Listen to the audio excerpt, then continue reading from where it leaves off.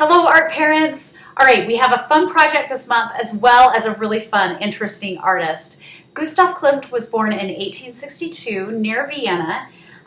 He was born into a really artistic family, which I think, obviously helps. His father was a gold engraver. His mother was a singer and loved music. He and his brothers were all sent to art school together as teenagers and actually developed this guild together. The three brothers and one extra friend, they would do mural work for the city as well as kind of the grunt work for other artists, which is great. I mean, that's a great place to get started. And Vienna, this was a great time to live in Vienna. Vienna really encouraged the arts. They were trying to get artists to come there and kind of make Vienna more of an art center like Paris was. So here is a picture of Gustav Klimt. Sorry, I don't have prints for you yet, but you can kind of get an idea here. He was a character. He was kind of reclusive. He loved spending time with his family. He was together with Amelie throughout their life. They met in their 20s and were together, but they had kind of an open relationship. This was a bohemian time. So he fathered at least 14 children, not all with Amelie. But you can see he was really well known for wearing these kind of loose-fitting robe, house dress things whenever he wasn't somewhere where he had to be dressed up in pants and a shirt. He just wore these open robes, kind of a crazy guy. I'm imagining he had a pretty big, pretty fantastic personality. Here is his most famous painting, The Kiss.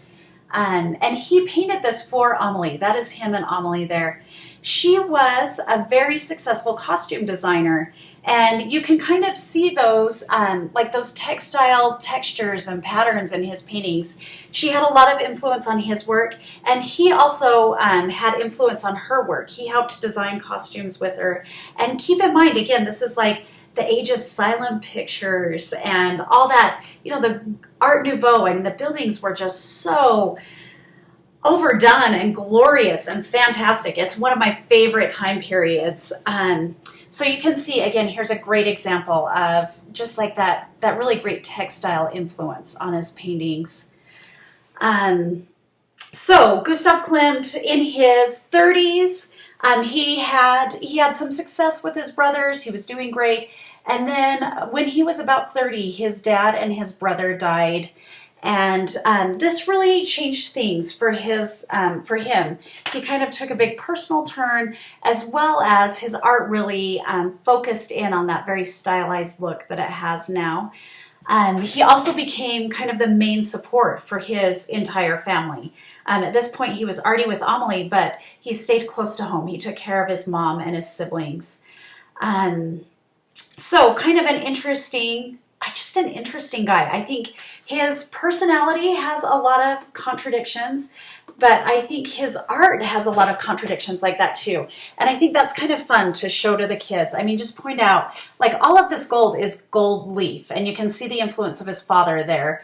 And then just look at all these, like the super graphic designs in the different sections of the painting. And they're really like flattened and stylized and two-dimensional. And then here you've got these, her face and her hands are very, very much more refined and very much more traditionally painted. So I just think it really is like he's a fun artist.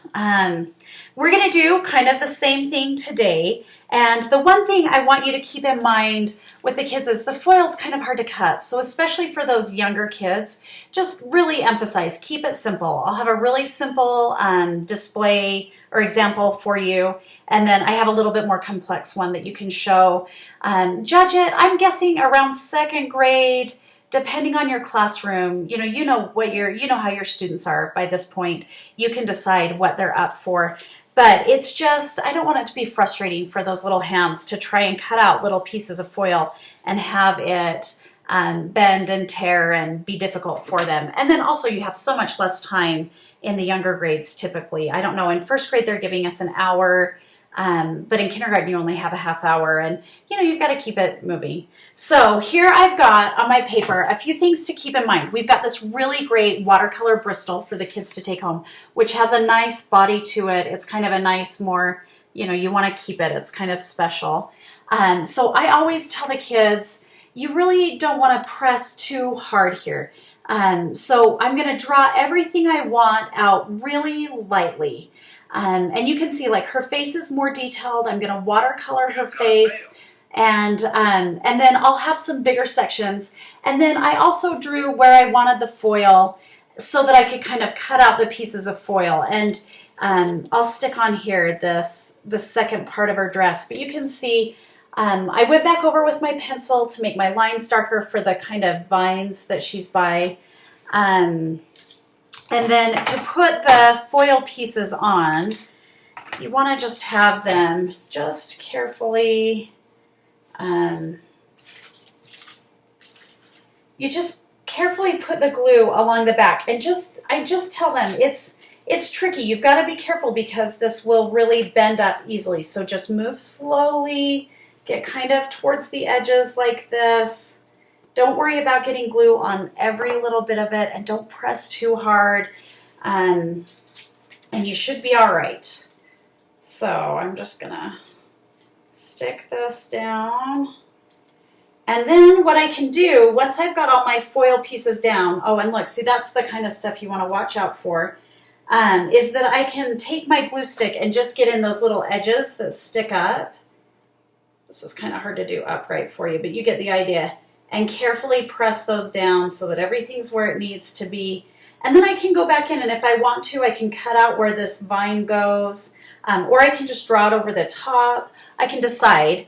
And then I'm going to come back in with my watercolors, and I'm going to get the areas around that I want.